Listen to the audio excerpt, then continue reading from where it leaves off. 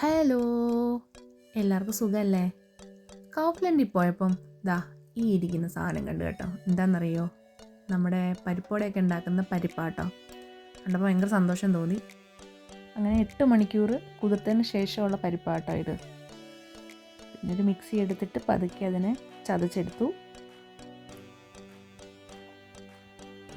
വലുതായിട്ടൊന്നുമില്ല കേട്ടോ, ചെറുതായിട്ടൊന്ന് ക്രഷ് ചെയ്തെടുത്തതേ ഉള്ളേ.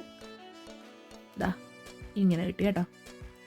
ഈ അരച്ചെടുത്ത പരിപ്പിനെ ഞാൻ വേറൊരു പാത്രത്തിലോട്ടാക്കി. വീണ്ടും അതിനകത്തോട്ട് പൊടി പൊടിയായിട്ട് അരിഞ്ഞ സവാള, പിന്നെ കുറച്ച് പരിപ്പ് ഞാൻ മാറ്റി വെച്ചിട്ടുണ്ടായിരുന്നു അതും, പിന്നെ നമ്മുടെ പച്ചമുളക് ചെറുതായിട്ട് അരിഞ്ഞതും, പിന്നെ കുറച്ച് കായപ്പൊടി, പിന്നെ കുറച്ചൊരു ഉപ്പ് കൂടി ഇട്ടിട്ട് നന്നായിട്ട് ഇളക്കി കൊടുത്തു. കൈകൊണ്ട് മിക്സ് ചെയ്യുന്നതാണ് നല്ലത്. മിക്സ് ചെയ്തെടുത്തിട്ട് അത് നന്നായിട്ട്, അതായത് കായവും ഉപ്പും എല്ലാം എല്ലായിടത്തും പിടിക്കുന്ന രീതിയിൽ നന്നായിട്ട് മിക്സ് ചെയ്യണം. പിന്നെ ഒരു ചെറിയൊരു പാൻ എടുത്തു. ചൂടായി കഴിഞ്ഞപ്പോഴത്തേക്കും അതിനകത്തോട്ട് എണ്ണ ഒഴിച്ചു. എണ്ണ ചൂടായി കഴിഞ്ഞപ്പോഴാണ് 2 സാധനങ്ങൾ ഞാൻ മറന്നു കേട്ടോ.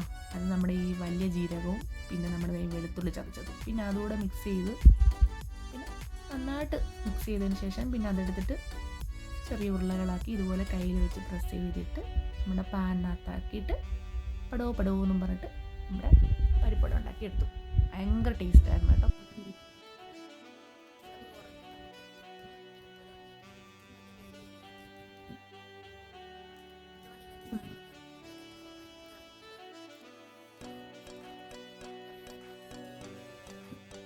തീരുകയും ചെയ്തു. അത്രയ്ക്ക് നല്ലതായിരുന്നു, ടേസ്റ്റ് ഉണ്ടായിരുന്നു.